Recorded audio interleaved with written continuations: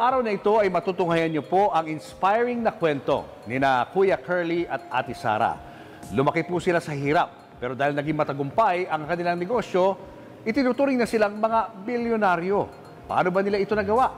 Mapaparod niyo po mamaya yan. Gano'ng karaming kotse meron kayo? Parang dito sa baba, parang personal use lang namin, nasa 30 plus na yata siya. 30 plus? 40. Mga 40 plus. Ano-anong klase mga sasakyan to? Usually gusto namin yung mga SUVs para kasi apat yung mga anak namin. Isang sakayan lang kami lahat. Parang nasa isang sasakyan kami. Oo, nagagamit niyo ba lahat yan? Yun, hindi na nga. Hindi na nga, kasi dami. Yung iba, pinapagamit namin sa mga bata as panghatid sa yung school. hatid sa school yung mga bata. Or kaya yung iba kasi, yung anak ko, yung dalawang anak ko kaya na mag-drive. So, minsan ginagamit nila. Ano-anong klase mga kotse to? Describe mo sa amin. Okay, so mostly American car siya. So, ito yung Cadillac, white and black. Ito yung sports niya, sports edition. Version. Yes. Okay. 20, ano yata yan? 20... Basta, something 20 something, oo. And then, syempre, yung Lincoln Navigator. Ito yung una na bili namin. Tapos yung... hindi, yung black pa lang una na bili namin. Tapos yung white, gusto ko may white din siya. Black and white. Black and white. Black and white. Yes. Ito isa. Denali. GMC Denali. So, black and white version din siya. Pero ito, diesel to. Ito gas. So, ito si black and white. And then, eto, nakita ko to, sinerge ko talaga sa ano to. Walang ganito sa Philippines. Nasa YouTube? Oo, na-search ko. Grand Wagoneer, parang jeep.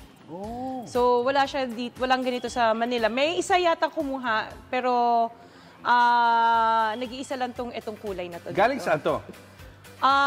Pinaship ko from the US. From the US. It's an American car. Yes, it's an American car. Yeah. Bakit nagustuhan mo to? Ewan ko, ang ganda ng body niya eh. Tapos parang compact lang din siya. Tapos yung color kasi, ang ganda. Gusto ko red. Nagmamaneho ka rin? Marunong ako mag-drive, left, right. Hindi ako marunong mag-park. Yun. Okay. So, yung sa likod, yung Suburban, dito na yan, local ko na nabilit yan. Local na lang. Oo, si Suburban. Tsaka si ganda. Alphard. Oo. Ganda naman ito. Oo. So, mahilig kami sa mga malalaking kotse kasi para kasya kami. Tsaka yung mga anak ko kasi malalaki. So, here naman, mga pick-up tong dalawang to. Natuwa naman kasi ako sa kanyang lalaki niya eh. So, ito yung Dodge Ram. And then, the Tundra na Toyota. Sobrang comfortable. Ang ganda ng sensyon nito.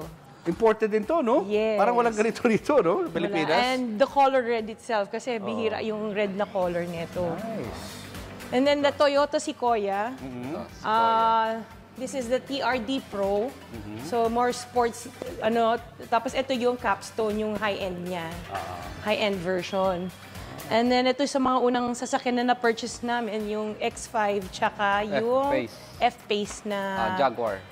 Jaguar naman to. Yes. O mga unang sasakyan namin to. Anong pinakalagi niyo nagagamit ng sasakyan? Yung Rolls. Dito tayo, dito. Dito tayo. Yan. Ito parang hindi na nagagamit to, Sara. Ito yung one of the first cars na meron talaga kami is this Altera. Ano na to, hindi na nag-reproduce to. So, Isa sa pinakauna namin na sasakyan. Ito yung hindi namin tinatanggal. GLS, Mercedes-Benz, GLS. One of the S-Class series ng Benz. SUV din siya, hanggang likod, 3 row siya. And then the Volvo XC90. Ito yung gustong-gusto ko na dati na unang bilhin. Nung nabili na namin siya, hindi ko na ginagamit. Ang anak ko, ewan ko, anak ko gumagamit nito. At least gagamit na rin pala. Yes. Kahit paano, no? Yes. Napakaswerte naman ng mga anak nyo. And this is one of the most expensive purchases na kotse noon. Nabili namin. This is the autobiography Range Rover. Range Rover. Oo. So, pinakamahal to noon nung wala pa yung mga nandun sa harap. Mga anong taon yan?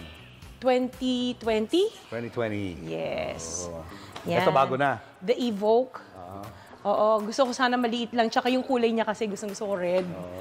And then, Defender. Nakita ko to sa Dubai. No? Oo. Nakita ko sa magazine, tapos sabi ko, gusto ko ng ganito. Yan.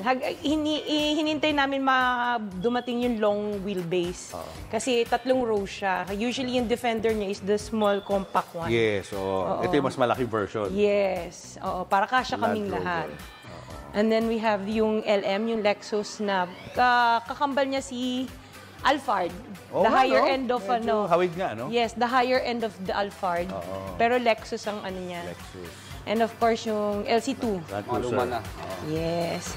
And then sabi ko, gusto ko ng artista van. Dahil dati kang artista. Hindi. Muntik na maging artista. Yes. Ito so, yun. oo, yung Savannah, nagpahanap talaga ako yung artista van. Kung tawagin. So, GMC siya. Yan one of the latest purchases niyan eh. And then nung unang bili namin ng white na Cadillac, dumating tong Ford Bronco. Binalik to. So, this is one of the first editions of the Ford Bronco. Yan. Ito, Mercedes. Ito yung Benz GLE. Ito yung unang namin na Mercedes-Benz. Oo. Unang-unang Mercedes-Benz. Yes, the blue one. Tapos ito yung X7. Nung lumabas siya, bumili kami kaagad. Natuwa naman ako. Kasi ganun likod X7 niya siya. X7. Mahaba kasi Yes, siya. mahaba siya. Saka Kasya laki. malaki. Mas malaki siya sa mga normal na na Mercedes-Benz. Tapos we have yung Sprinter. Isang artista van din siya. Talagang showbiz na showbiz. Oo. Artista ba na Kasi naman? Ito naman for long drive, yung malalayo. Sobrang komportable niya. Tsaka yung loob kasi niyan, parang captain's chair yung mga nasa loob. Hindi ba siya malakas sa gas, yung mga sasakyan ninyo? Hindi naman. Hindi naman. Mga lalaki, di ba? Hindi na namin maramdaman kasi paiba-iba nga ng sasakyan, kaya hindi namin alam kung gaano kalakas kumonsumo. Ito naman, the Gladiator. This is my son's car birthday gift namin sa kanya to. Wow. So, pinalagyan niya ng kung ano accessories eh. Ito, This Porsche. is the Porsche, yes, Cayenne. Oo. Sabi namin, gusto namin makaano ng medyo parang sporty, pero hindi namin nagagamit. And then we have the Maserati. Maserati. Yes. So, nung lumabas siya, bumili kami na Maserati, itong model na to. Hindi rin siya nagagamit. Anak ko rin ang gumagamit. Grabe. Ito, this is one of talagang gamit na gamit namin to. This is the G63. Matte finish eh. So, very rare yung ganitong kulay. Tuwan-tuwa ako. Madaming nagkakagusto nito eh. And then yung Benz na Avantgarde. Kasabay ito nung kulay blue na Benz. One of the first maganda siya kasi may table sa loob. So pag hinatid yung mga bata or sundo, yung isa lalo yung panganay ko na nasa Mapua, yan ang ginagamit niya kasi pwede siya sulat or gawa ng homework habang nasa loob. Yes. Oo. Itong dalawang moon buggy, dadali namin sa farm namin to sa Batangas pag nagawa na. And then we have the Bentley. Wow. Yes. Look at this. Ito yung Ganda. Bentley. Itong binili ko to kasi kaya nagustuhan ko to. May wine glass din sa loob. May Nilalagyan ng decanter. wine. Yes. Sosyal. Pero hindi naman namin nagagamit. So, ito. Ang inside niya naman, red and black. Ang interior. ganda rin, Yes. O, yan. O. So, ito, sorry. Oo. Ayan. Nice. Yan. Very sporty ang loob. Yes. Ay, sorry. So, ito yung... Bakit hindi mo-open yung ilaw? Yan. Tapos, lumalabas sa sahig yung logo niya. Oo nga, no? Astig, oh. May logo ng Bentley. Pag ano, so para may projector siya, oh. Yes. Nagpo-project siya ng logo sa floor. Yan, Ayun, ito naman, oh my kaya siya gosh, may look at ano that. siya dito. Actually, champagne glass, nagkamali ako. So, yan. Champagne. Yan, pwede siya dyan. Tapos may champagne holder dito. Tapos pwede mo siya ilagay dito kasi nag-chill. So, sabay chiller din siya. So, pag Kasi ano, champagne dyan. yan, armrest lang siya pag ano. Sosyal, no? Pag on a normal day. Oo. Para kang nasa first class na aeroplano. Yan. So, pwede siyang ibalik. Yan, isa sa mga reasons. Pag may kakaiba, yun yung... Oh, yun naman nag-a-attract sa'yo, no? Yes. Yung unique, no? Oo. Yan. Galing. And then we have the Maybach. Mercedes-Benz Maybach. Yung SUV version ng kinuha namin. Pati color niya, ganda, oh. Yes. Ayun. Ano siya, two-tone. Oo. Oo. So, ito, maganda din to. And then, of course, yung latest... Your favorite? Yes, our favorite is the Rolls. Rolls-Royce. Yes, the Cullinan. Rolls-Royce. This is the Cullinan. So, yung Cullinan, SUV siya ng Rolls-Royce. Pero, ang kaya lang iupo nito sa likod, 3. And kaya ako to Ang liit lang sa loob.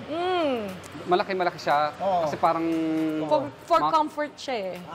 Kasi malawak yung Yes. kikilusan mo. Upuan, no? Malaki. Yes. Ito, maluwag lang yung likod niya. Parang pang-luxury lang talaga. So, ang ano na to, kasi Cullinan siya. Siya yung SUV ng Rolls-Royce. So, ito, yung dumating siya, interior siya ng Hermes Orange. Wow. Oo. Ganda So, yan sa yung loob, kulay oh. ng Hermes. Tapos may skylight siya sa taas.